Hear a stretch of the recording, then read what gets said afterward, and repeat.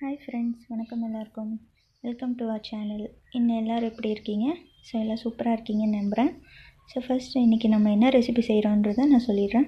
Egg bhurji அதுக்கப்புறம் ஃபுல்கா தான் செஞ்சிருந்தேன். இது செய்கிறது ரொம்பவே ஈஸி. எக் புர்ஜின்றது முட்டை பொரியல் மாதிரி தான் இருக்கும், பட் ஆனால் கொஞ்சம் டேஸ்ட் டிஃப்ரெண்ட்டாக இருக்கும். ஸோ இந்த ரெசிபியை நீங்களும் கண்டிப்பாக ட்ரை பண்ணி பாருங்கள். ஃபஸ்ட் இதுக்கு நம்ம 4 முட்டையை எடுத்து அதை உடைச்சி நல்லா பீட் பண்ணி எடுத்துக்கலாம். இது வெள்ளைக்கரு மஞ்சக்கரு ரெண்டுமே நல்லா மிக்ஸ் ஆகிற அளவுக்கு பீட் பண்ணி எடுத்துக்கலாம். ஸோ நெக்ஸ்ட்டு வந்து கடாய் சூடுபடுத்தி 3 டேபிள் ஸ்பூன் ஆயில் விட்டு பொடியாக நறுக்குன வெங்காயத்தை ஆட் பண்ணிக்கோங்க. இப்போ வெங்காயம் ஆட் பண்ணதுக்கப்புறமேட்டு அது கூடவே பொடியாக நறுக்குன பச்சை மிளகாயும் ஆட் பண்ணி ஒரு அரை வேக்காடுக்கு நம்ம வதக்கி எடுத்துக்கலாம். ஸோ வெங்காயம் அரை வேக்காடை வெந்ததுக்கப்புறம் பொடியாக நறுக்கி வச்ச இஞ்சியும் ஆட் பண்ணிக்கோங்க.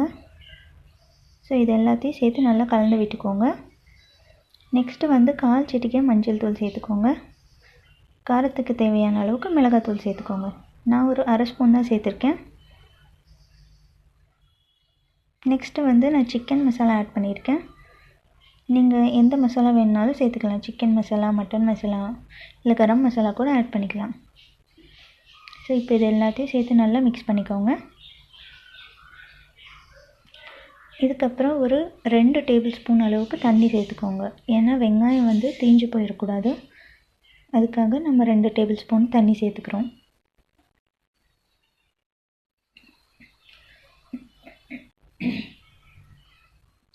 ஸோ இதெல்லாம் நல்லா வதக்கி விட்டு தண்ணி லைட்டாக சுண்டுனதும் நம்ம அடித்து வச்ச முட்டையை கொஞ்சம் கொஞ்சமாக ஆட் பண்ணிக்கலாம்.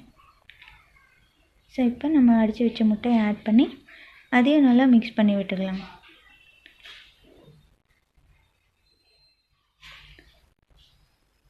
மீடியம் ஃப்ளேம்லேயே வச்சு நம்ம முட்டை பொரியல் வறுக்கிற மாதிரி நல்லா வறுத்து எடுத்துக்கலாம்.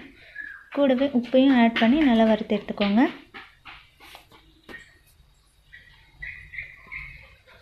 ஸோ நெக்ஸ்ட்டு வந்து நம்ம பொடியாக நறுக்கி வச்ச தக்காளியை சேர்த்துக்கலாம். தக்காளி விதையை நீக்கிட்டு சேர்த்துக்கோங்க.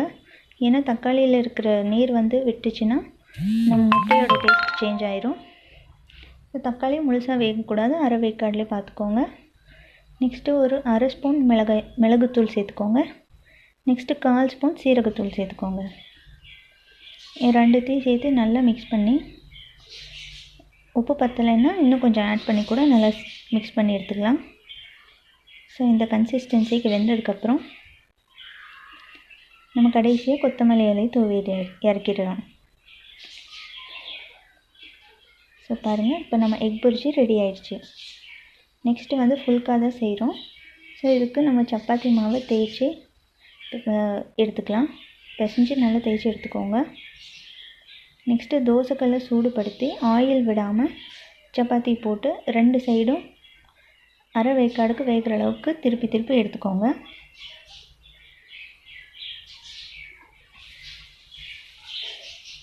ஸோ ஆயிலே யூஸ் பண்ணக்கூடாது, ஆயில் யூஸ் பண்ணாமல் தான் இது சுடணும். பாருங்கள், இந்த அளவுக்கு வெந்திருந்தாலே போதும். ஸோ மீதி எல்லா மாவையும் தேய்ச்சி இதே மாதிரியே சுட்டு எடுத்துக்கலாம். இது வந்து ஹெல்த்தியான ரெசிப்பியும் கூட. ஆயில் இல்லாமல் சாப்பிட்றது உடம்புக்கு ரொம்பவே ஹெல்த்தி. ரொம்ப சாஃப்டாக இருக்கும், அதுவும் இல்லாமல் ரொம்ப டேஸ்ட்டாகவும் இருக்கும்.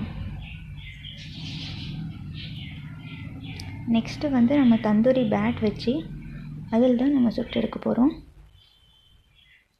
இப்போ ஒவ்வொரு சப்பாத்தியை போட்டு நம்ம ஃபுல்காவை ரெடி பண்ணிடலாம்.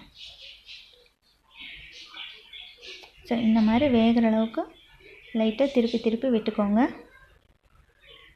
ஃபுல்கானா நல்லா பூரி மாதிரி புஃப்னு எந்திரிக்கும், பட் எனக்கு அந்த மாதிரி வரல. ஸோ நீங்கள் ட்ரை பண்ணி பாருங்கள்.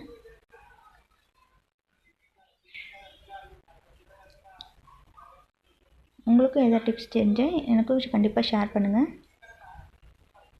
ஸோ நானும் நெக்ஸ்ட்டு ஃபுல்கா வந்து எப்படி சொல்கிறதுன்னு கற்றுக்குறேன்.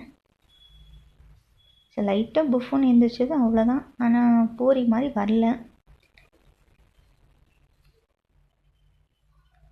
ஸோ இப்போ நம்ம ஃபுல்கா ரெடி ஆயிடுச்சு. இது கூட எக் புர்ஜி வச்சு சர்வ் பண்ண ரொம்ப டேஸ்ட்டாக இருக்கும். இது கூட எந்த கிரேவியாக இருந்தாலும் ரொம்ப டேஸ்ட்டாக இருக்கும்.